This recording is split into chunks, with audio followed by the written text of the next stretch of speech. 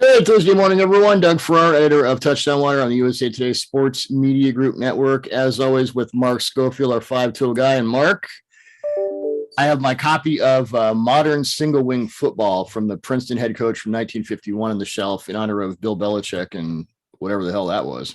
You probably didn't think you'd have to dust that one off again. I'm sure Bill was like looking through that copy. We're going to talk about that in a minute because Patriots are on a bye this week, but we have to dive in. We got to talk about that. Woo boy. So buys for week 14, Colts, Dolphins, Patriots, Eagles. And of course, these are the teams we want to talk about. Right. Let's start with the Dolphins for a minute. They are 6-7. They've won 5 in a row after that 1-7 start. The defense, like everyone, Andrew Van Ginkel, Jalen Phillips, Javon Holland, Emmanuel Ogbah, whose name I remembered this week. The 2021 draft, those first 3 picks, Phillips, Holland, and Jalen Waddle, who's like the yak disruptor of the league, not named Cooper Kupp this year. They're 6-7. They've won 5 in a row after that 1-7 start. And there's a drumbeat around the league. You get that passing game going, and it's starting to get going. We'll get into the Bills later because they are playing this week. Are the Bills the third best team in the AFC East right now? I still don't think so. The Bills still kind of scare me in a general sense. And I know we're going to talk about the game from Monday night, but I think they scare me both ways. They're like the Chiefs. They scare me both ways. Yeah, because look, on a normal night, the issues that the Bills have will still be there. The struggles thrown against too high and all the things that we've talked about, their inability to effectively run teams out of too high or even throw teams out of too high. So that's going to be a problem. Their lack of physicality is a problem. Sean McDermott talked about that after the game. People talked about that going into the game. Coach Bass tells you, you want to know who's the better team. Watch the way the line of scrimmage is moving. And whether the Bills were on offense or defense Monday night, the line of scrimmage was moving against them. And I've talked about it on here. I've written about it. Even though Josh Allen's playing basically the same against pressure this year as he did last year, teams aren't blitzing to get it. He was blitzed the most out of any quarterback last year. He's blitzed like at the 20th highest rate this year, but he's getting pressured second most in the league going into Monday night. Teams are getting pressure with 3 and 4. New England got pressure with 3 and 4. And so, the Bills have problems. I just think that Josh Allen can get hot in a game and they can win a game. Sometimes in the playoffs, it comes down to which quarterbacks do you trust. I don't trust Tua more than Josh Allen. And the offense has sort of figured things out, but there are still reasons to be wary. It's heavy RPO stuff, which has been working, but maybe it doesn't work against some better teams and better defenses. Tua's leaving stuff on the field. A lot. For a lot of the good decisions and reads and stuff that he's doing, he's missing on throws. He's missing on placement. I've talked about it. Seth Galita did a long thread about it this week where it's like, it's working, but it could be better. And so that's worrisome too. So right now, I still think the Bills are the second best team in the East. That could change in 2 weeks, but for right now, I still think it's the Bills. Bills were lucky that they had the Dolphins already beat them twice before the Dolphins got feisty. That's a good thing for the Bills because I don't know. Josh Allen against too high, 5 touchdowns, 5 interceptions. Well, I wouldn't worry about the offensive line troubles. You know why? They got Bobby Hart back, right? They got Bobby Hart on the practice squad. All is well. It's okay. Yeah, it's all fixed. Yeah, just meditate and right. So, Patriots run game against the Bills. Let's start with this. We're going to talk about DVOA splits, first half, weeks 1 through 9, and then weeks 10 through, we're into week 14. So we can start to look at that. Since week 10, the Patriots have the NFL's best offensive DVOA and the NFL's best defensive DVOA. Mark, it seems like we've been here before. Yeah. About, I don't know, 15 different times. Yeah, but it's quintessential Belichick. Figure out what you do in September, October, what you do well. Focusing on that in November and December and into January. That's what they've done. The years they've had success, the years they've had these Super Bowl runs, these deep playoff runs, it's followed that sort of recipe where they get better, they start playing their best football down the stretch. Now, Monday night, I know there's this rush in our industry to sort of make grand declarations about a game like that after a game like that. You know, I think there are some unique circumstances about Monday night that might not be applicable 3 weeks when those teams meet again. Of course. That might not be applicable in the playoffs if they meet again. But I think what is ultimately clear is that Bill Belichick remains the game's best sort of situational game planner. You know, he had a perfect game plan to win that game Monday night, and they executed it about as well as you could have. And Buffalo still had a chance to win. I mean, let's not forget that Buffalo had a chance to win at the end. I think the wind played a part on 2 throws at the end that had they gone in a different way, we're talking about having a different conversation, right? The back shoulder throw to Diggs. If that ball doesn't move 5 yards to the outside, it's 1st and goal at the 3. Well, if Dawson Knox hadn't turned it to Jeremy Stevens. That too. And then the final throw where you have the double post, I think Allen, first of all, I was terrified they were actually going to play zero blitz on that pre-snap because Allen did a very good job. I'm watching it come to, it's one of those slow motion things that I'm watching it on TV and I'm going, no. Yeah. And I know you're Bill Belichick, but don't do this. Allen did a very good job with his cadence. He went hard count twice. So it was like, okay, they're showing it, but are we sure? Yeah, they're definitely in it. I think he wanted to throw the outside post because, you know, as Greasy and Riddick were saying, he felt most comfortable throwing in that direction because that was directly into the wind and the ball wasn't moving. I think on another night, he's throwing that inside post because it's the quicker read, the quicker throw, and it's a touchdown. But because he decides to throw the outside one, you're bringing Miles Bryant into the picture and he has a chance to break on it. So it's an interesting point because because throwing directly into the wind like this, like straight on, as opposed to at an angle, if you're throwing straight on, are you saying that you have less of a disadvantage in the ball moving laterally? Right. Because, you know, Greasy and Riddick were pointing that out all night. Anytime Allen threw like over the middle or to the right side when they were going into the wind, the ball would move lateral. Like the back shoulder throw to Diggs, he's throwing it to the right sideline, front corner of the end zone, and the ball moves 5 yards, even though he put everything he had on it and it had velocity, but it still moved. But because of the way the wind was coming in from, like, if you're watching it on TV, that bottom left kind of working that way, if he throws that outside post, it's more into it. And Riddick and Greasy were pointing out his best throws that night, the ones that moved the least, they still moved a little bit, came when he was throwing towards that corner. So I think that's why he made that throw. You know, I had a lot of people ask me, why did he do that? I think that's why. But yeah, Belichick remains the game's best, like, situational game planner. And yeah, if they meet in 3 weeks and it's 35 degrees, sunny and clear with no wind, it'll be a different game plan. But Belichick will have an answer for that one too. I think the grand proclamations of that he doesn't trust Mac Jones or whatever, I think those go out the window. I think the clear lesson is twofold. The Patriots are the more physical team, and they're going to remain the more physical team every time these two teams play. And that might be the difference. And Belichick remains so great at what he does. I wrote a long piece about that game in which I brought up Paul Brown, who was Belichick's outside of Steve Belichick, his dad. Right.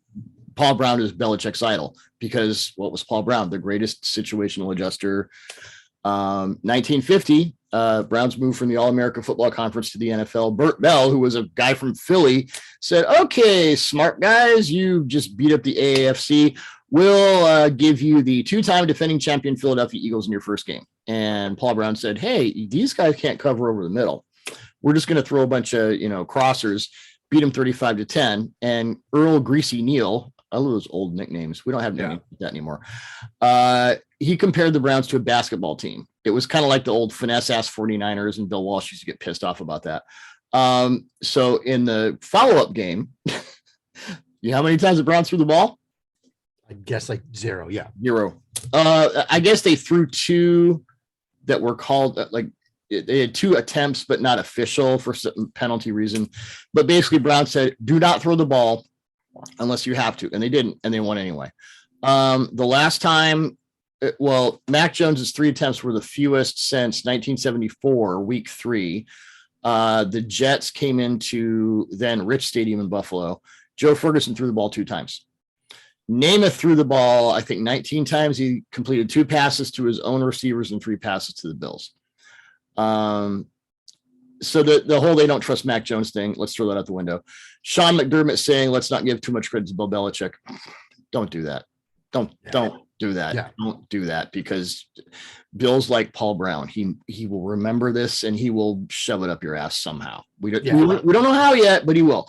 A lot of people on Twitter, they just had 4.8 yards per rush. They just had 11 first downs. The negative rushing EPA people were the ones who really cracked me up.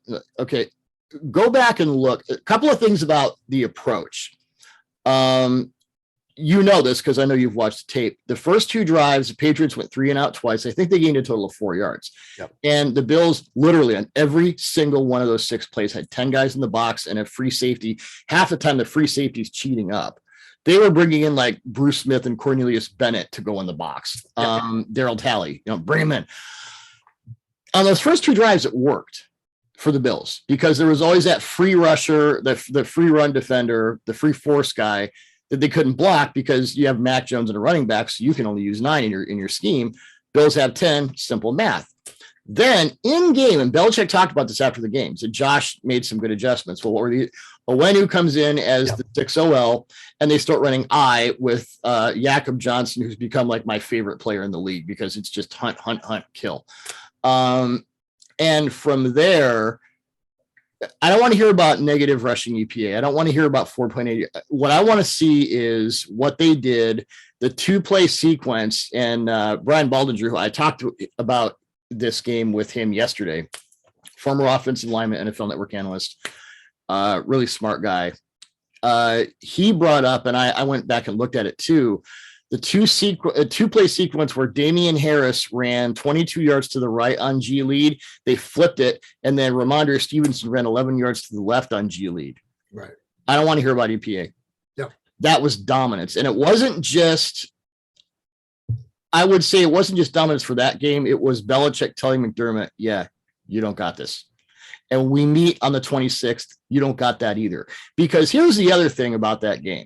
And Baldy asked me, do you think if it was situation neutral, they would have done something different? And I said, yeah, they would. I mean, running the ball is their offensive identity. But the one thing to the Bills' advantage is that we didn't see with 3 passes, we didn't see what that pass defense was going to look like without Tre'Davious White. We still don't know. Right. If it's 35 degrees and, 10-mile-an-hour winds and whatever, perfect, December game, I think with their route concepts and their receivers, they're putting Levi Wallace in a big, big wood chipper. So, the myths about, I don't think it's a grand, pronouncement for more than this game. Yeah. But I think the grand pronouncement is there is Belichick and there's everyone else. And everyone else is second wind right now. Yeah. I mean, Tuesday morning, I'm at the bus stop with my kids and my buddy who lives across the street who coaches football. His brother actually coaches at Quince Orchard High School here in Maryland that just won a state title. They're second in like 3 years. So, I mean, it's a football family. Mike's going to work and he just rolls down the window. Yeah, everybody's going to play until they get punched in the mouth, right? And he just rolls up the window and goes away. I mean, I do exactly, he didn't have to say it. I knew exactly what he meant. It was Monday night's game. And I think, I did a video breaking down for Pat's Pulp, but 6 of the run plays, including the 3 of the G leads at the end. But the Harris touchdown run, as well as the G leads, we're going to talk more about the interior of this offensive line in New England. Because you watch the Harris touchdown run. The reason why that is there is because of David Andrews and Shaq Mason on the backside getting up to the second level. I mean, Harris identifies the cutback opportunity, sure. But those 2 guys climbing up to the second level. Actually, on this one, no, it's Karras and Mason. Yeah, because let's explain what crack toss is real quick. Crack toss is the receiver cracks in, the tackle pulls out, and your play side guard and center go immediately up to the second level looking for a fight. Yeah, it on this one, it's I think they call it 39 crack toss weak. That's what they call it in Patriots terminology. I know it was weak side. Yeah. Yeah. So you've got 39 is the blocking scheme. 39 is the run scheme because 9's the hole. They go odd even in New England parlance. So 9 and 8 are outside runs. 9 is to the left, 8 is to the right, respectively, and 3 is just single is I formation, toss to the deep back. And they run it out of what they call X close, which means Harry cheats down his split. Like he's 4 feet from the left tackle. So if he cracks, he was right there. He was a little bit back and like almost like a mini H. Yeah. So because he's on the line, because he's the X. He cracks down on the defensive end, which frees Wynn to go to the outside. Tackle gets outside force defender, which in this case is the corner. Jakob Johnson, he comes and takes the weak side linebacker. Those are the first 2 ones. Okay. And now in this case, weak side linebacker is Dodson, who's the third linebacker in their defense, who's barely played this year. That was the other thing. By going so heavy with 21 and 6 offensive linemen, they got Buffalo a 2 linebacker 4-2-5 team to play with a third linebacker who hasn't played a ton this year. And they played like nickel on literally every single one of their defensive downs before this. So that's the first element. The second thing is this: you've got a nose tackle, you've got Ed Oliver in the A gap, shaded between Karras, the guard, and Andrews, the center. You've got to make sure he's handled. Karras does a great job before you even get into the second level, making sure that Andrews can maintain him. Then he goes up and climbs against Edmonds. And then on the backside, you've got Mason going up and getting, in this case, the strong side, the Sam linebacker, because it's a strength to the right, Milano. And so those 2 guys, the 2 guards, Karras and Mason, getting up to the second level to take on the Mike and the Sam, that allows Harris to then cut back because the play is designed to go to the outside. And if there's a crease there, because He's got a hold of the outside if he wants it. Yeah, there's a crease there because Witten is washing down that corner, and Jakob Johnson has his head outside leverage on that linebacker Dodson. So there's a crease, but Harris, his ability, his vision to see that backside cutback angle, because now you've got, with guys getting washed out, you've got the Mike and you've got the Sam trying like hell to get over the top of that, and you've got the free safety, single only deep safety, trying like how to get to the outside because they see, look, there's a crease there. We got to get this cut off somehow. You got an opportunity to go backside on it. And that's what happened. And, it's just one play, but it was absolutely brilliant all around. We could go a whole hour on this. I could go a whole hour on crack toss and G lead. But I don't want to hear about 4.8 yards per carry, 11 first downs, or minus. And the other thing I really don't care. This game was about. This game was about total and complete domination. And Belichick saying to the Bills, I have your exact number. Because here's the thing.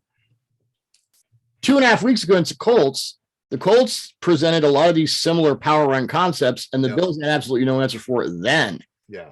They had 2 weeks to prepare for this stuff, and they knew it was coming. When you have 10 in the box and a free safety cheating down, you know it's coming. Yeah. And I'm an analytics guy. I wrote for Football Outsiders for 10 years. In this case, I don't want to hear it. It doesn't matter. It's not important. It's not relevant to the discussion. And I think there was a lot of discussion after this game about time of possession. And if Belichick's game plan was so great, why did they only win time of possession by like 3 minutes?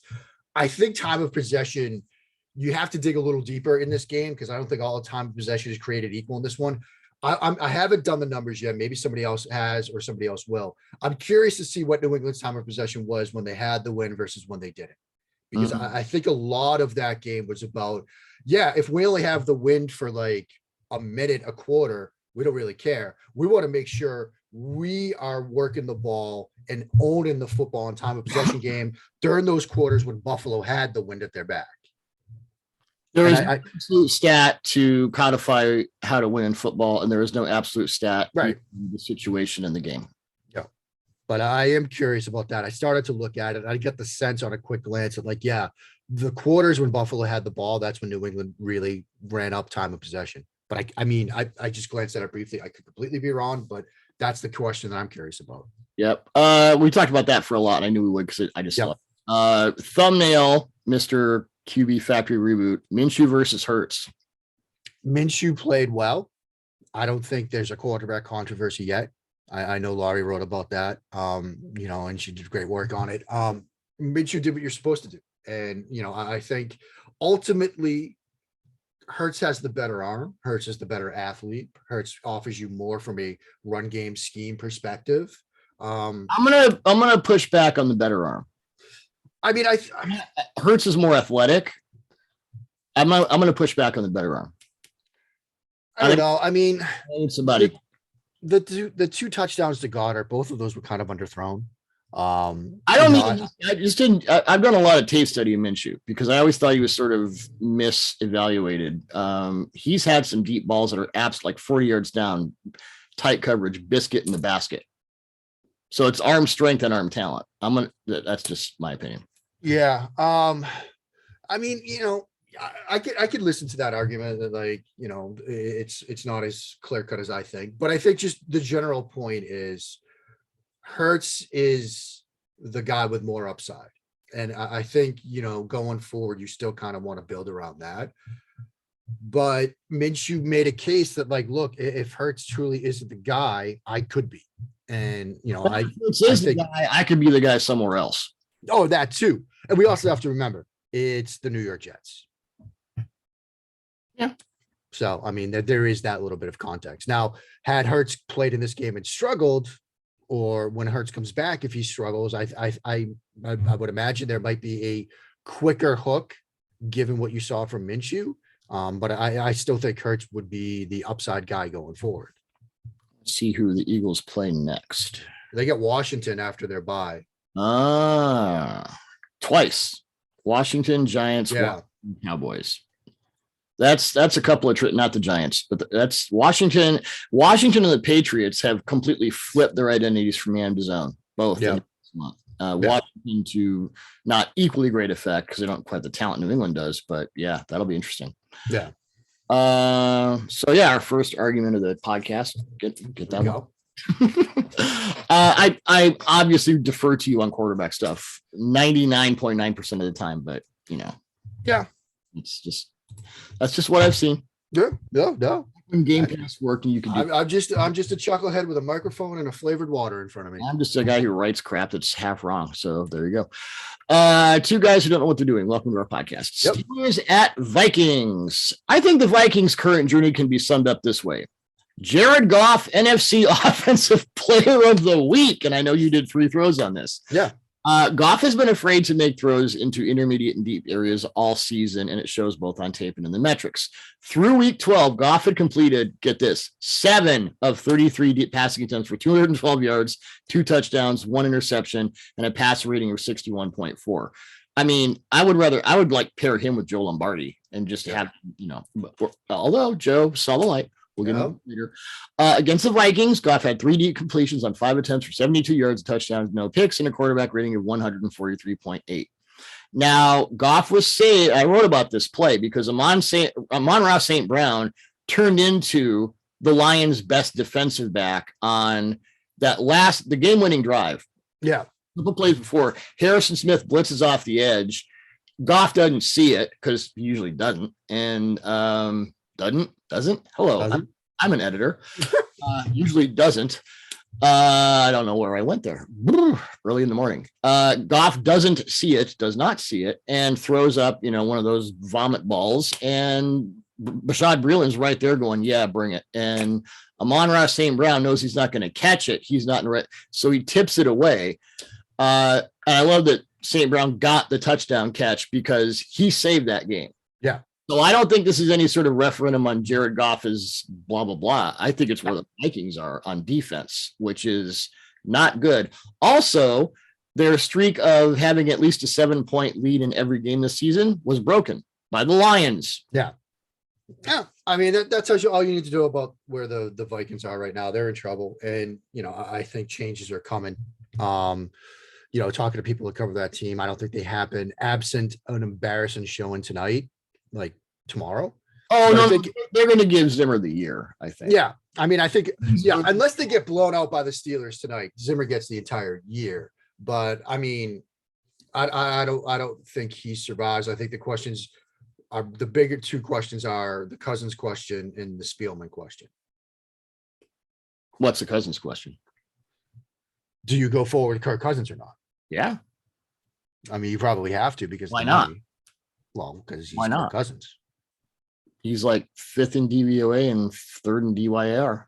Yeah, I mean, but you're continually seeing this pattern where it's good, but what's the ceiling for this team with Kirk Cousins at the helm? Well, let's. I think he's the perfect quarterback for this kind of coach. Yeah, Is a defensive coach, so you almost invariably, Sean McDermott being the most recent exception, defensive coaches want their quarterbacks to not make mistakes. Yeah. I think Cousins' floor has raised considerably in his career. His ceiling is what he's maxed it out. Good for him. Yeah. I think on the list of Minnesota's problems right now, he's about 11th or 12th. Yeah, that's fair. I just wonder if a new GM or a new head coach is like, this is the guy that I want to tie myself to. Let's see what the money looks like, because that's always a thing. I mean, that's probably the biggest factor here. Oh my God. Yeah. Never mind. 45. Oh my God, they've screwed this up. 45 million cap, 45 million dead cap. Yep. Jesus. Okay. Well, so I mean, you've probably tied yourself to him for the next. And it's not like you're tying yourself to Jimmy Garoppolo. Right. He's not Aaron Rodgers, but he's not Jimmy G. He's not Jared Goff. He's sort of in that, he's not like right under Russell Wilson when healthy. So then the question becomes, how do you, because I think the issues would be on defense. Yes. That you have to address. I mean, is Devontae Adams tweeted out this week, start paying a lot of attention to Justin Jefferson. If you haven't already, if you have, pay more. Is he the best receiver in the league right now? I don't know if he's the best receiver in the league, but legitimate argument right up there. So you got that. You got Dalvin Cook when he's healthy, and he might actually play tonight. Which that's I got to save my job decision by the coaches. Yeah, it's not the way I'd go. But look at what the Cardinals did with Kyler Murray. It's like we did the Seahawks with Colt McCoy. We're not going to rush this because we're doing our thing. It's mostly on defense, and the extent to which Zimmer has not had answers for that is highly disconcerting. Because as I've said before, if Pete Carroll isn't the best secondary coach of his generation, it's because Mike Zimmer is. Telling that Pete Carroll doesn't seem to have those answers either. So maybe secondary coaching isn't what it used to be. Yeah. But I mean, I think you got to look at the secondary. You got to look at edge too, because I mean, Hunter's a question mark, and Everson Griffin is working through some things right now. So you have to address. Yeah, you can't anticipate that. Yeah, but now you've got an issue at edge too, and so you can certainly address those positions in this draft class. Edge is you might get 5 edge guys in the first round. I mean, you could certainly address it there. You might get your usual 5 corners or so in the first round. So there are guys that they can add, and that decision to let Anthony Harris go to Philadelphia, that seemed to be one of those things that really didn't work out for anybody. Right. Yeah. I mean, you're breaking up one of the best safety tandems in the game with Harris and Harrison Smith. And so Xavier Woods, you've had some struggles in the secondary as a result of that. And obviously there's the Philly part of it, but yeah, that doesn't look to be a great decision in hindsight. Well, then I have to talk about invert cover too if we start talking about the Eagles, and I can't do that because I can't use those words in our podcast. Oh. Ravens at Browns, Mark. I think the Ravens passing game is broken. I get the pressure stuff. Lamar's been blitzed a ton. Greg Cosell had I think his passer rating over the last 3 games against the blitz is like 9.6. Yeah, I get that. The routes are blah. I get that. He doesn't have consistent receivers outside of Mark Andrews. I get that. That's all true to a greater or lesser degree. I watched that Steelers game and I really tried to focus on Lamar's process, and it was really disconcerting. Did you see the play before the Minka interception? He throws a little dump off to Latavius Murray, gains 18 yards. Okay, fine. But he had 2 guys wide ass open for either one of them was probably a touchdown because he had the safety split on his middle reads. He had time in the pocket. He had a clean arc 1976 Ken Stabler pocket, and he didn't do it. And and he has said this week, I'm leaving a lot of stuff on the table. And you're like, yeah, no kidding. The Minka Fitzpatrick interception, that was one you can never do that. Pass rush interface, you're backpedaling. You can't be Jay Cutler. You throw it into section 236 and you move on.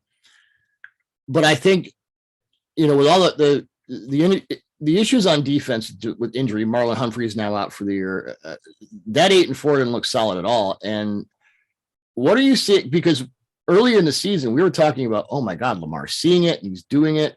And that seems to have regressed to a really worrisome degree, at least from what I saw. Yeah, it's weird. Like the play you're talking about, the one before the interception, it's like the route concept is harder than it needs to be, because you've basically got a 3-receiver bunch to the left. You got the first receiver run through, and Pittsburgh basically drops into what looks like cover 3. First receiver runs through on the bender. Okay, well, post safety drives him to the backside corner. Okay, fine, that's covered. But then the next receiver comes in, what looks like it's just like a kind of a dagger concept where he's going to be working inside out a dig, throw it.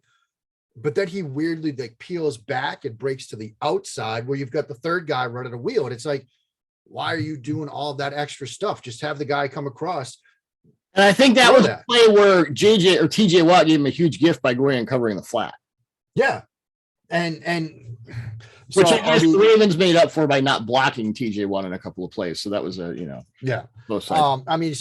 So I think there's an example of, them being sort of too cute with the route concepts. There have also been some route concepts where you've got guys trying to make reads and they're just like condensed next to each other.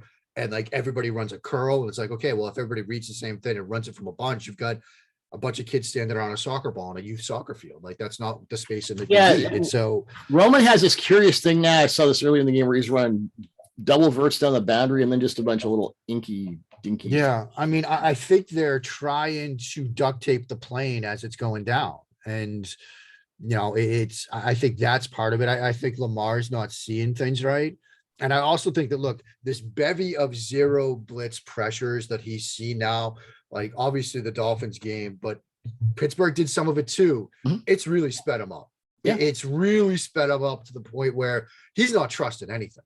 Well, and that's what I'm saying, to the point. I wanted to see his process, and more specifically, I wanted to see it because I get the zero blitz stuff, yes, but I wanted to see his process of the clean pocket. Yeah.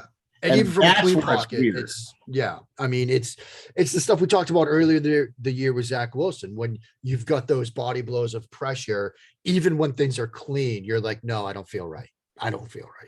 That's what we're seeing.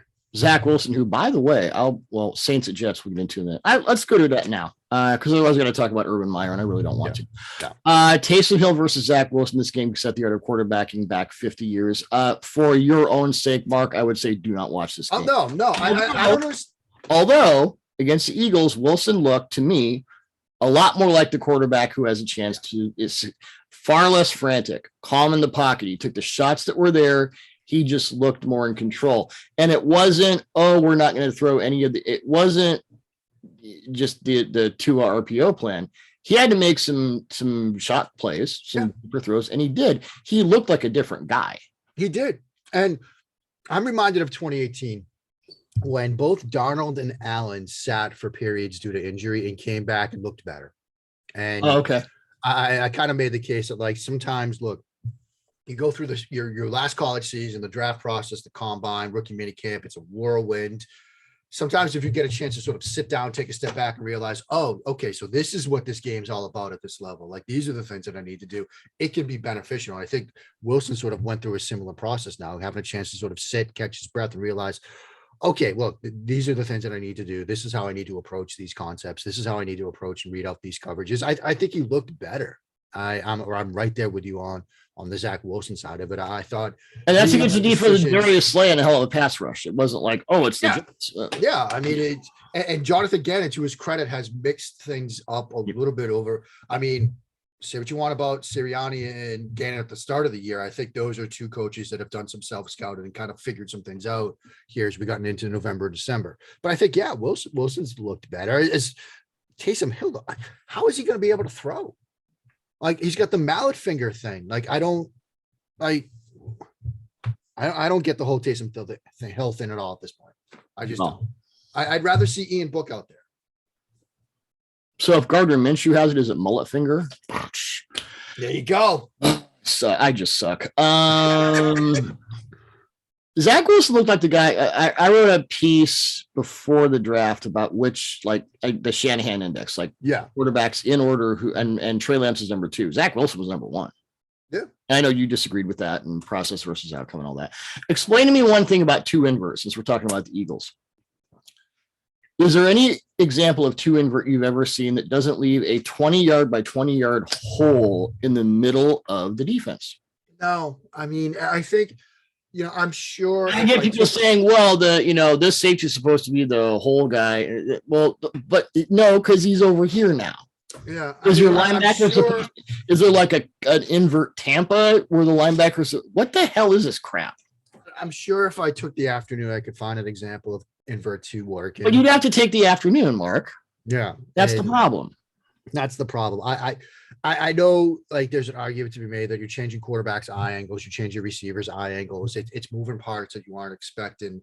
But the problem is, typically it's done. You're showing single high, cover 3, something like that. Those guys come down, 2 guys drop out. That's kind of how you're getting into it. Like, that's a lot of moving parts, covering a lot of real estate right at the snap. And if you've got a quarterback that can see that, you're in trouble. If you've got, it doesn't take a genius from a receiver standpoint to just get into a soft area and find some grass and make yourself available. And so I gotta get on the phone with some of my DB buddies this week. And yeah, I mean, what am I missing? I'm sure, I know there's like benefits philosophically to doing that, because again, you're changing so many different eye angles and reads, and you're making guys process stuff, and it's wild, but it's also exploitable. Yeah. Jaguars at Titans. Titans, by the way, we're talking about DVOA splits. In the second half of the season, since week 10, the Titans have the worst defense in the NFL. Well, this was your concern about them going in, right? Yeah. It was going to be the defense. And yeah, in the first half of the season, it was like, well, seems like they're figuring things out on defense. And, get Derrick Henry, you got AJ, and you got Julio. Like, this could be a good offense. This could be a good team. It's kind of falling apart. Yeah. So Jaguars at Titans. Here's Urban Meyer benching James Robinson after fumbles, not benching Carlos Hyde after fumbles, saying it's his decision, saying it's the decision of the running back coach. Here's Trevor Lawrence saying, hey, we need more James Robinson publicly. Yeah. Cue the Office Space. What would you say you do here, meme? I have no idea what the Khan family thinks about this, but between Urban Meyer and Matt Rhule, the NFL Network put together the top 10 college coaches who should have stayed in college and went to the NFL. You can take John McKay out, take Pete Carroll out. Wasn't John McKay's fault. And in his 4th year, he got the Buccaneers to the NFC Championship game. We can put in Matt Rhule and Urban Meyer right now. Yeah, I think so. I have nothing else to say about that, but Urban Meyer is just ridiculous. And he needs to go back to he can be Saban's next reclamation project, I guess. The Nick Saban car wash, baby. Jesus. You're going to have Urban and Dan Mullen on that staff next year. Woohoo! Speaking of car wash, how about this? We know that since week 10, the Patriots have the best defensive DVOA. Guess who's second? I don't know. Chiefs. Yeah, they're coming. 27th to 2nd overall, 30th to 7th against the run, 30th to 7th against, 25th to like 4th against the pass. I got that wrong. Sorry. Big improvement. Has a lot to do with Chris Jones moving back inside, Melvin Ingram disrupting against both the pass and the run. Melvin Ingram has been a stud run defender for them. But when Daniel Sorensen of all people gets a pick 6, you're living right. Seriously, they dropped Sorensen snaps. Juan Thornhill isn't allowing anything deep. The cornerbacks are all playing out of their minds. And there's that Honey Badger guy. Yeah. What if the offense continues to be inconsistent and the defense then propels this team back to like relevance? How weird would that be? That would, it's because Mahomes is a horrible interception. Mahomes had like 3 years of the best interception luck I've ever seen, and regression has hit him like a ton of bricks. Yeah. Yeah. And Seth Galita tweeted about this today. Like, the problem that they have with the too high stuff is they haven't been able to run teams out of it. They haven't been able to run teams out of it. And they haven't been able to throw teams out of it, because if you could throw consistently underneath, eventually they're going to have to drop that safety down to help on that stuff. Mahomes isn't hitting that right now. I think it's weird, and it's another glaring example of we don't know what we're talking about, because if you would have told me back in August that we're going to get to December and the Chiefs defense is going to be the thing that's carrying them to potentially a playoff berth and beyond, I would have said you were crazy, but that's what we're seeing right now. And it's, well, I picked the Bills to win the Super Bowl. Shows you how much I know. The Browns. I was thinking yesterday when we do our post playoff predictions and all that stuff, I'm going to have to write a mea culpa on a bunch of stuff because there's a laundry list of stuff we got wrong. But I mean, I don't want to say that Mahomes is the problem. I think it's, the interception luck and things like that. But a couple of weeks ago, we had the excuse that the defense was bad, so Mahomes is pressing. Now the defense is good. Can Mahomes kind of pick up his end of the bargain right now? Well, he has said, by the way, I didn't mention the Browns at all in Ravens Browns, which kind of tells you all you need to know. Because I don't want to talk about that passing game. Nope. Yeah. But yeah, Mahomes has basically said he's going to be me, and he's well, what he said is I can trust the defense, I can trust the special teams. I just have to, and I don't know. I mean, he's been a gunslinger since his time at Texas Tech. I've told this story about watching tape with him, and he's like, you realize you can't get away with this crap in the NFL? And he's laughed and said, yeah, well. Yeah. Anyway, Mark, who at this point is your defensive player of the year? Well, I mean, I know the conversation is Mr. Watt and Mr. Garrett, but I'm pretty sure you're going to make an argument for a third person who just happens to be a rookie as well. Yes, I am. Defensive rookie of the year. You can throw that the hell away. My defensive player of the year is Micah Parsons. And I have all kinds of reasons why. I wrote a big piece on this, I think on Monday. It's all a blur right now. Outside pass rush. Now they get Randy Gregory back. Cowboys at Washington, by the way. They get Randy Gregory back. They have DeMarcus Lawrence. So the question is, how do they use him? Well, off ball, he is, I mean, let's start with the edge. He has like 5 different edge moves you can't really consistently block. His inside counter is just nasty. He's got that long arm and then speed through. That reminds me of Von Miller. Where I think it would be interesting to put him is because as an inside pass rusher and then as an inside run defender, that seems to be the part of his game that people aren't really talking about. Then he's off ball. The Saints had one play. It was a Ty Montgomery run, and they had the center Ruiz and Lil Jordan Humphrey.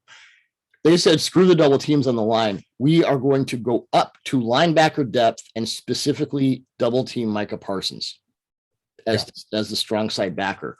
I don't know how often I've ever seen that. The Jaron Curse interception that was caused. Leighton Vander Esch adjusts pre-snap Parsons to the slot where he's right over Kenny Stills, who, by the way, got released by the Saints, I guess, this week. Ouch. Stills goes, runs like, the little, like some kind of deep sail or whatever it was, 30 yards downfield. Parsons loses Stills and recovers with speed to deflect that ball. I made this point on the 4 Down Territory podcast with Luke Easterling on Monday. When was the last time you saw, because this was the thing with Isaiah Simmons the year before, right? They bring him in, they ask him to do 5 different things, and his head explodes, and they go, okay, we'll tamp it down. And Simmons is a great player. This is as if the Isaiah Simmons plan had worked.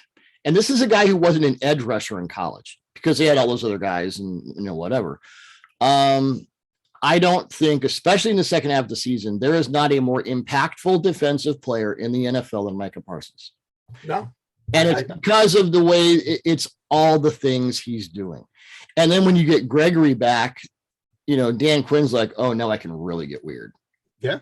I mean, you can see some packages where Gregory kicks inside. You put Parsons on the edge. I mean, yeah, he's been incredible to watch. I know there are people pre-draft that said his best NFL role might be edge, and they've been vindicated. But I think some of the stuff he's done in space or off ball also vindicates those of us who had him as linebacker 1 because of what he does in those roles. And it's been fascinating to see. I mean, a lot of credit to Dan Quinn. I mean, this was a bad defense last year, and there's more to them getting this ship righted than just Micah Parsons, although he's been a massive part of it. There's Trayvon Diggs, of course, but I think Dan Quinn, to his credit, has done a lot of things. Like you said, he took a long, hard look at himself and what he was doing and said, no, I've got to do things differently in today's NFL. And, as far as sort of assistant coaches of the year, I think he's in the mix. Sure. So yeah, Watt, Garrett, Donald, whoever, Trayvon Diggs is going to get some votes, and sure. But I can't remember the last time I've seen a rookie come in and do this many things this well. Yeah. At any series of positions, like ever. It's really, the more I watch that Saints tape, because I mean he had actually a better game against the Raiders. It's just everyone ignored it because the penalty, the officiating was so bad. But you go back and watch that game, and it's like, and I said after watching that, don't ever run boot to Parsons' side. So of course, what the Saints do, it was like they run boot to his side, and what happens? Sack. Yeah. So yeah, Washington, good luck. Yeah. What are you seeing for you mentioned Dak and kind of the mechanics in the calf? Where are you with him right now? I think it's still an issue. He had a miss in the fourth quarter where he's got like Lamb on an L and like a deeper L, and it's like a 2-man flood concept. And it looked like he had to put everything into that throw, and he still missed it. And he's like really driving off that back right leg. I think the calf is still an issue. Now I also think, look, he's had sort of a mini bye now because they played their Thanksgiving night. I think he'll be able to come back from that, but it's worrisome. Falcons and Panthers. Matt Rhule fires Joe Brady because Matt Rhule has a fixed number of rushing attempts he wants per game. When I saw that as a Seattle resident, I got a little bit of PTSD because besides the fact that it's stupid, the Panthers have actually improved in offensive DVOA in the second half of the season, up from 20th up to 20th from 31st. The Cam effect to a certain point. The defense has fallen back from 6th in DVOA in the first half of the season to 13th now. The offensive line isn't Brady's fault. The quarterback mistakes weren't Brady's fault. Christian McCaffrey out for the season isn't Brady's fault. And now Rhule's going out there saying, well, I think Brady Christensen, maybe just don't get anyone with the name Brady anywhere near Matt Rhule. Maybe that's because they're going to kick him inside. Like, because he has short arms. Well, I compared him to Mitch Morse when I did the OL. And that's not to say that he's a bad player. I just thought, well, he doesn't move like a tackle. He doesn't look like a tackle. He doesn't really respond like a tackle. I think he can be a fantastic center, but that's how you frame it in a public setting. Yeah. And the line of people that Matt Rhule is looking to throw under the bus is really kind of weird. Yeah. And I wonder if he, that's another guy. I don't know. You're hearing reports that Oregon in their coaching search to replace Cristobal, who's now down in Miami, they've contacted an NFL coach. I bet it's Rhule. You know what my first thought was when What was that? What if it's Pete? That would be a splash. Well, that segues into our next game, Seahawks at Texans. The Zach Cunningham thing. Here's a pro tip. The more a team mentions culture, the less they have it. Yeah. The Zach Cunningham thing, they sat him for, David Culley mentions the word culture about 1,000 times in that presser. They gave him a 4-year, $58 million contract extension in 2020, previous administration. The Texans will eat $12.8 million in dead cap next year. Yep. Cunningham didn't fit in Lovie Smith's defense because he's not a, back him up guy. Yeah. He will clear waivers and some smart team will sign him and he'll become their Jawan Bentley. Yep. Guaranteed. Speaking of guys who don't fit, Jamal Adams is now out for the rest of the season with a shoulder injury. I've said more about Adams and the trade and the deal that I want, except when I like to, just rile up the Jamal Adams truthers who are trying to convince me that he's the next Troy Polamalu. Don't quit your day jobs, guys. We've been waiting on that for a long time. I'll give you this tidbit from Greg Cosell on the Ross Tucker podcast.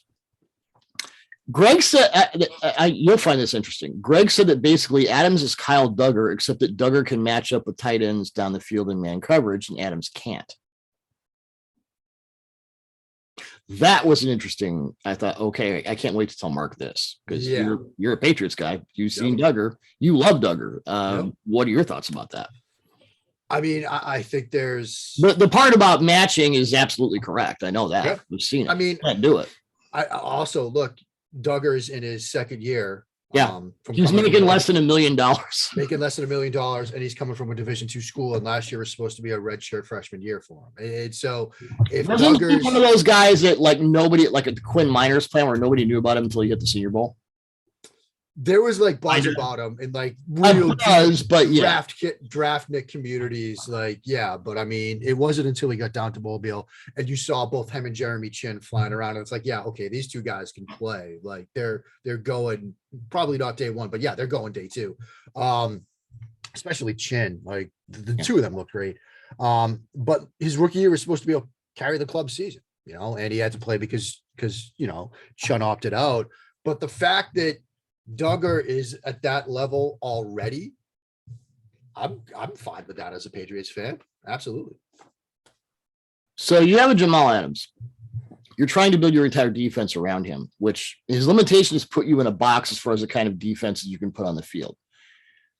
Pete Carroll continues to defend the trade and the extension, saying that you give up that much for a player of this caliber, and there's no way you're going to get a guy playing this way right out of the draft, which I thought was an interesting indictment of both Seattle's coaching abilities and a refutation of Seattle's previous coaching abilities, because they built the Legion of Boom on exactly those types of players. I think Earl Thomas was the only first-round pick.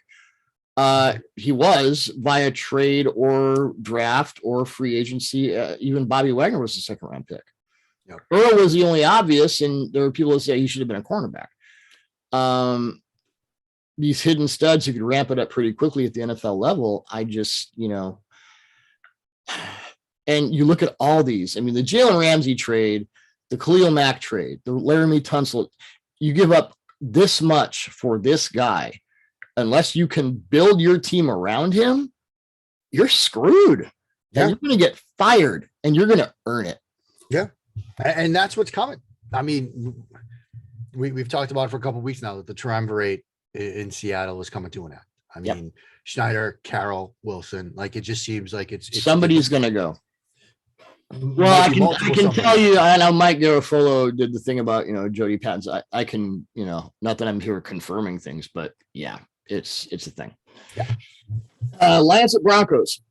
That thing we said earlier about Jared Goff's unusual confidence to the intermediate and deep levels of the field against the Vikings. Yeah, that's out the window this week. You can pretty much X that out here, huh? Yeah.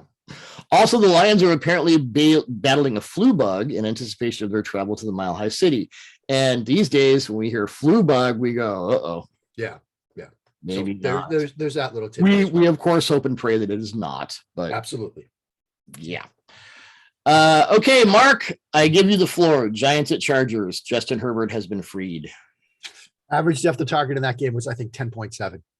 I will put a couple numbers. 17 of 35 passes of 20 air yards for 551 yards, 5 touchdowns, 1 interception, and a pass rating of 122.3 in the first 12 weeks of the season. By passer rating, he was the NFL's best deep passer. He was like 21st in attempts. Yeah. Against the Bengals, 5 of 7 deep passes for 189 yards, 1 touchdown, 1 pick, and a passer rating of 113.7. I will say this is the way it always should have been, and now I will give you the floor. Well, I mean, we said 2 weeks ago that it seemed like even in that loss to Denver, Lombardi was trying to marry vertical stuff with his stuff, given, some half-field reads. Look, this is your vertical concept to the right. This is your quick game concept to the left. If you don't like one side, come to the other. Like he was trying to marry the two. It didn't quite fully come together against Denver. It seemed like it came together against Cincinnati. Were they doing that kind of Arians thing where it was levels to the right and the backside easy? Yeah, it was stuff like that. It was like front side flood, sail, backside, weak side option with Eckler, go flat, slant flat, stuff like that, backside. So it's like, look, if you like the look to one, you can throw it. If you don't like it, come to the other, especially when you've got that weak side choice or option, whatever you want to call it. You get that, Eckler singled up against, the linebacker or whatever. That's an option with a two-way go that you're going to like. So, I mean, I could see stylistically how pairing that stuff could work. So, it's Arians in a sense, because Arians will have front side vert and the backside stuff. I also think that, look, Herbert has a cannon. I mean, he just has an absolute cannon for an arm. And it's arm talent. It's not just arm strength. It is arm talent. Yeah. I mean, the burner concept where they go, I was chatting with Robert Mays about this, who does the Athletic podcast. We were talking about the deep shot on the burner to Mike Williams. And I was telling him, look, where Justin Herbert's going, he doesn't need the over, so because 9 times out of 10, you see the quarterback on that concept. He's going to throw the over out, which is the shorter read, the shorter throw, but Herbert has the ability to hit that. And on burner, it's not a post, it's a post over. So it's kind of working away from you. But to make that throw to get it over the corner and drop it in, that's like you said, arm talent. But my favorite throw of his from that game was the RPO seam to Guyton that was late in the game. I knew that was it. Where, I mean, I got to tell you, Doug, I say this all the time. Whenever I see something mechanically, I will get up, I will pull a football off the shelf, and I'll try to replicate it. If you asked me to do what Justin Herbert did on that play, where he's coming off an RPO fake, he drives his right foot. We're on video right now, so let's serve it up. No, I mean, seriously, like the ability to like drive that foot in and just snap like that and make that throw, it's unearned. It's alien-like. You would be typing from a hospital bed for a couple of weeks, I'm thinking. I joked with Nate Tice. We were talking about that. I said, I dislocated my hip just watching it. Mm-hmm. Like, seriously, that's how I feel about that play. But the weight transfer in a blink of an eye like that, that's special stuff. And so, like, it was great to see, because a lot of us have been saying, like, Lombardi's going to figure it out. And, you know, some of us, myself, Nate Tice, others were saying, look, I think he's getting there. I think they got it now. And that's good to see. The biggest issue with the Chargers, though, is can they stop the run if they match up with, say, I don't know, New England in the playoffs at some point? Well, they stopped the run against Joe Mixon, although the Bengals, well, we'll get into that in a minute. The Chargers do have kind of a COVID thing right now. Could keep Keenan Allen, Mike Williams, and Chris Harris Jr. out of the game this Thursday morning, so we don't know. Yeah. Thursday morning Pacific. Yeah, so let's 49ers at Bengals. Kind of a playoff game for both of these teams. The Bengals offense fell apart against the Chargers, but you've got people I respect, Dan Orlovsky, saying that Joe Burrow actually outplayed Justin Herbert. I would defer to you on that, Mark, but I would also say that Cincinnati's offense is just off everywhere. Mixon gained 54 yards, scored a touchdown on 19 carries against the NFL's worst run defense. You have the deep pass to Jamar Chase, where Chase tipped the ball to Mike Davis. It was like, what the hell? But you also had Burrow throwing a pick to Chris Harris in the end zone in double coverage. I think Burrow's line let him down. I think his receivers let him down. I did not see the Joe Mixon I expected. I have no idea what to expect against the 49ers defense. By the way, has gone from 19th to 3rd in DVOA since week 10. Also, the Chargers had 6 sacks against the Bengals, their most in a game since week 16 of 2016 at Cleveland. Based on the tape, that says a lot more about the Bengals than does about the Chargers. Bengals offense laid a brontosaurus egg. Yeah, and I kind of waited in a bit to the Herbert Burrow discourse, and then immediately I love Dan, but I didn't see it. Yeah, I mean, look, Orlovsky knows more about playing this position than I ever will, and he's incredibly good at what he does. The stuff he does with Ryan Clark, and this week Marcus Spears, like that stuff is just amazing. Like I love how Marcus just busted in and no, this is what yes. Yeah, I mean that stuff is really, really good. I respect the hell out of Dan. And Burrow did make some the throw to Chase that ended up in interception. That was a great throw. Yeah. He had the deep out to Boyd on a 3rd down. That was a great throw. But there were some mistakes too. The strip sack, he's going to get that out. Yep. Like the left tackle rides Nwosu like 10 yards deep behind the pocket. Burrow's going to get that out. He doesn't get it out. You know, I think Herbert made some mistakes too, but I was more impressed with Herbert's game. But I can understand why people might look at Burrow and say, yeah, he played better. But I think, look, there are some issues on both sides of the ball right now with Cincinnati. Burrow could have played better. If he, on that strip sack play, if he makes a throw, we might be talking about a different game. They had some turnovers. We might be talking about a different game. They had some issues on defense.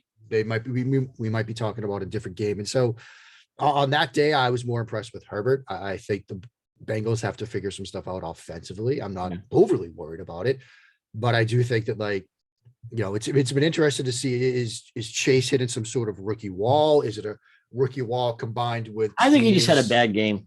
I mean, that's you get into it. Like I almost think that was one of those burn the tape games where you're just like, all right, we completely hosed it. Let's just move on. Yeah, I think that's probably ultimately where this lands. I do think that we are seeing Pittsburgh certainly rotated coverage to Chase. They were like, you are not beating us with Jamar Chase. And Burrow was like, fine, I've got T. Higgins, I'll throw to him. And that certainly worked. And so, you know, I think Cincinnati will be okay. I mean, you look at that AFC North right now. I'd rather not. I'd rather not too, but I mean, we play this game every week. Maybe Cincinnati is still the team that wins that division. Well, I thought Cincinnati was the clear, I thought they had a wide lane, and then they just pooped all over. I thought Baltimore had a wide lane, and obviously before the season I picked Cleveland. So maybe I should just ignore the AFC North. I am just wiping my hands of that. Doug, Thomas, Laurie, Barry. If you ask me to write about the AFC North, I'm not doing it anymore. Challenge accepted. Yeah, exactly. I'm going to get a DM in like 20 minutes about ranking AFC North. Oh, not 20 minutes right now. This is live, folks. Right. Buccaneers. You can say that Antonio Brown's 3-game suspension for being stupid will affect Tampa Bay's offense. Okay, to a point. The real issue from that particular scandal is losing Mike Edwards, the defensive back, for the next 3 games. Edwards has played box, free, and slot, and in the secondary that is been wiped out by injury. He was our best pass defender overall. So now you got Arians saying we might have to move Richard Sherman to safety when Sherman comes back. There's stuff to exploit there. The offense is interesting. I was looking at the SIS splits, and the passing game is better with Gronk on the field. Yes. The run game is so much better with Gronk on the field. And we talk about blocking and spacing and all that, using 12 personnel and Leonard Fournette, if you had told me at the beginning of the season that Leonard Fournette was going to become Tom Brady's next James White, I would have definitely asked you what you were smoking, but that's kind of what's happened. And they can kick it with power. So the Bills may have another Excedrin headache here. Yeah. I mean, I do think that this game is going to be on ground more favorable for Buffalo than obviously Monday night was, because, you'll be down in Florida unless there's some sort of system kicking up in the Gulf. I don't think you're going to have the wins that you had Monday night. And then also, look, if you're Brian Dable, you're going into this game and you're certainly not going to want to run against that defense. You've covered that. You've written about that. Stop getting on people for not running against Tampa Bay and Vita Vea. I would say the Josh Allen, and that's another thing about the New England Buffalo game. I was aghast that Allen wasn't used more as a runner. Yeah. Because what has New England's run defense been vulnerable to, if anything? Draws and delays. Anyway. I could see all that. The other issue is for Buffalo, you got Tom Brady picking on Levi Wallace and Dane Jackson because, again, we didn't see this on Monday night because he didn't throw the ball. Tre'Davious White's out for the season. We haven't seen the fallout from that yet.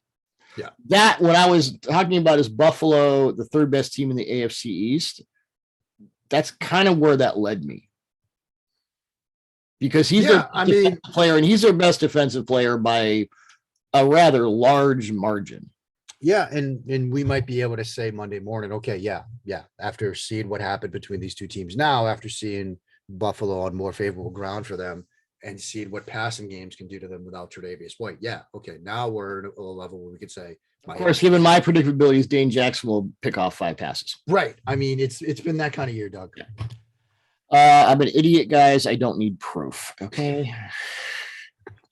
Bears at Packers. J.R. Alexander is practicing and Justin Fields is starting. I don't really have anything else to say. I'm just tired of Matt Nagy. We're all just waiting for Black Monday, I guess. The Green Bay defensive uptick is a real thing. They're definitely the 2nd best team in the NFC. Maybe the 2nd best team in the NFL. The best team is playing on Monday night. Arizona Cardinals playing the Rams. I spoke with Zach Ertz yesterday for the pod. This guy sounds renewed. Yeah. That Kyler Murray is the most talented player he's ever been around. He called Cliff Kingsbury a stud. Against the Bears, Murray came back from that injury, became the first Cardinals quarterback with 2 passing touchdowns and 2 rushing touchdowns since, guess. If you get Neil Lomax. If you get this, I'll Venmo you $100. Neil Lomax. Josh McCown, week 15. Oh, wow. I did not see that one. Okay. Yeah, I went too far back. My Hyundai is safe. They kind of worked him back into the plan. It'll be interesting to see how that manifests itself against the Rams, who, by the way, the whole thing about McVay has been the one debit. He doesn't adjust late season. You can get his number and you can now. It was a Jaguars, sure. The Jaguars defense is sneaky interesting. They still haven't allowed a touchdown pass of over 20 air yards, which is kind of remarkable. But the Rams weren't just running empty with 3-by-2 base and no movement. They had Sony Michel doing stuff. They ran some 6-OL snaps. They forgot to pick up the delightfully named Dwayne Smoot on one of those plays and sack. Protection was better. Stafford had time to process what was out there. It wasn't perfect, but it was more like the McVay offenses we've seen. And I was encouraged to see, okay, I don't have Robert Woods. I don't have the offense I want, so I'm going to deal with the offense I have. I like the adjustments. Yeah. And here's what we do know. Arizona's defense isn't consistent. They're coming directly for your face. So it would be a good time to kind of go with that plan. Yeah, I was rather heartened to see Matthew Stafford under center, to see some pre-snap motion and movement and some jet motion and stuff like that, to see, boot action, 3-level reads. It's like a couple of weeks ago, Benjamin Solak at the Ringer wrote, you got to use the Jared Goff playbook now. Like, it's been fun. It's been real. You had a lot of fun with the shiny new toy, but now that you've taken around for a spin a couple of times, like, you got to go easy on the clutch here, and you got to help the engine out. And that's what we saw. They ran leak the lawn play to Cooper Kupp. The play action boot, we got Odell, as we thought, albeit in a different sort of construction, the backside dig guy. Now he becomes the middle read in that 3-level flood. You're running boots to one side. It's all good. That's how we thought they'd use him. That's how they're using him. The fade route, even though I hate red zone fade, it worked. Yeah, it was good to see Sean McVay adjust, because that has, like you said, been the book on him. He's not going to adjust. He's going to do his thing. He's going to keep doing it. And once you figure out an answer for it, he won't adjust in time. Let's see. Yeah, Stafford had 2 snaps and empty. Yeah, they really dialed it back. Ooh, Lamar had 12. Yeah. Actually, it was 8 of 9 for 92 yards and a touchdown. Yeah, I mean, he's comfortable and empty. Yeah. Kirk Cousins, Jared Goff completed 3 of 7. I don't want to talk about Jared Goff. Taylor Heineke, Washington, he threw an interception.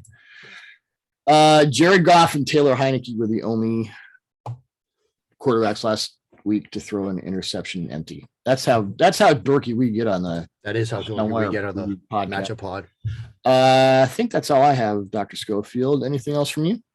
Will Anderson Jr. should be in New York City this Saturday night. I enjoyed. Yeah, please elaborate. I enjoyed that piece. First of all, I do think this is a year. Look, Bryce Young is probably going to win. You win the SEC championship. You go into the playoffs as the number 1 seed. Can we not compare him to Aaron Rodgers yet, please? Yeah, can we dial that back? Yeah, I love you, man. But now, look, I do think this is the first year since Sue where I'm ready to go to bat for a defensive player to win Heisman. And I am still, as a Nebraska fan, I am still livid about that game. I am still livid about that Big 12 championship game against Texas. I remember the one and only time in my life I angrily tweeted at Chuck Todd. It was over that game, by the way, which is a fun little tidbit. What did Chuck Todd do? I mean, it was either, Chuck Todd was talking about how good Texas was playing, and I just snapped. But back to the defensive player. Okay, Mark's dad, Alden. Yeah. You and I. Yeah. That's what we're saying, baby. Aiden Hutches has had a fantastic year. He's, obviously a finalist. He played well against Michigan State, obviously played well against Ohio State, played pretty good against Iowa as well. I think like 13 total sacks. Will Anderson has better numbers. Will Anderson leads the NCAA in total sacks. He leads the NCAA in tackles for a loss with 32.5, according to the NCAA's numbers. Second is Devin Lloyd, the linebacker from Utah, who's probably a first-round pick at 22. He's got 10 more tackles for a loss than the guy in second. And you can see him win off the edge. You can see him win on stunts and twists and all that sorts of stuff. You get the production in the passing game. You get the tackles for a loss. He had one of my favorite plays where he splits his own read against Mississippi. And, Matt Corral thinks, I got to pull it and run. That he scrapes off, flushes it back to the inside, makes the tackle. It's the other stuff that he opens up for teammates when you're seeing guys like Dallas Turner get sacks because lines are shift and slide and protections, doubling him. That's the thing, right? He doesn't have the highlight reel that Aiden Hutchinson does, where Aiden he doesn't have like the Ohio State, Michigan State game that voters were watching like in the moment and like, I'm going to turn in my ballot now. And so if Hutchinson wins, he's a worthy candidate, and I'd be overjoyed for him. I think it'd be fantastic, and I think it'd be interesting that the only two defensive players to have won would have been from Michigan. I think that's a recruiting tool that Jim Harbaugh can use on the road. Yeah.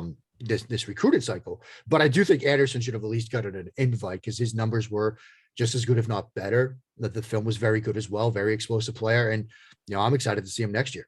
Yeah, my favorite moment on Twitter regarding that particular game was our friends at Tipico put out a thing. Who was it? The best defensive player you ever saw in college? And my response was Ndamukong Suh asked Colt McCoy, and they somehow got Colt McCoy in his car. Yeah, so I saw that. I agree.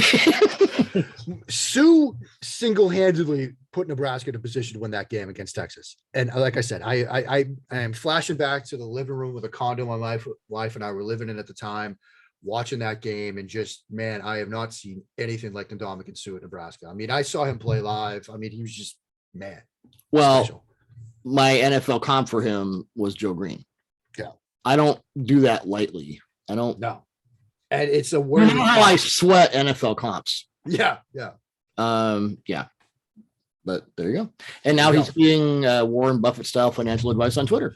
Which is one of my new favorite things on Twitter is that. Who knew? Yeah. Great to see. Who knew? Financial education is important. Yes, it is. Very important. Especially if you're a Raiders punter or kicker. Exactly. Those guys are getting there. Those guys are getting the bag. Just release all your first round picks and you have money to sign. Never mind. Ouch. Anyway, good stuff as always, man. And we will talk next week. Sounds good.